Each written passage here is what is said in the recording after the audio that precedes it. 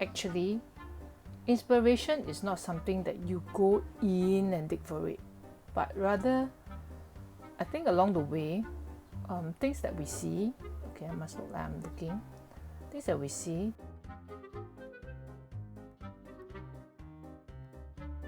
things that we hear,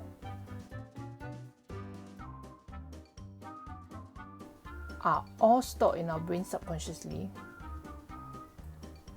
And one day, right, without you even being conscious of it, it will jump right out for you to use. So that's the case for me because I have interest in weird stuff or things that people usually won't be interested in. So my mind is like an open shelf.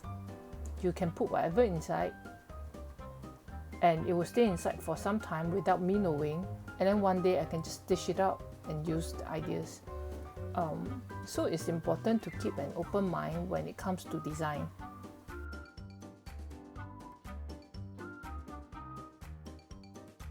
And anything can be inspiration. Don't always think, okay, I'm starting this project. Let me go Pinterest and find the references and then get a bit of inspiration here, a bit of inspiration there. Then, honestly, how original can you be, right? If you're just lifting up ideas here and there. And you mean clients can't lift ideas from Pinterest as well? If clients can do that, then why do they need designers? If everyone is just lifting ideas off Pinterest.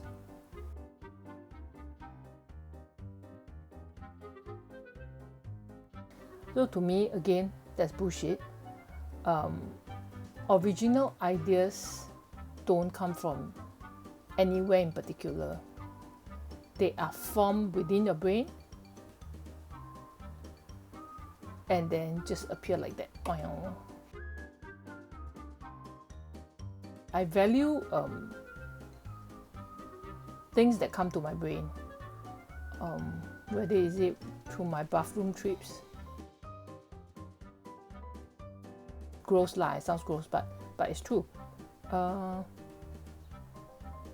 think it's important for designers to be open to be intrigued by different aspects of life, so that you're a more all-rounded person and you are interesting a person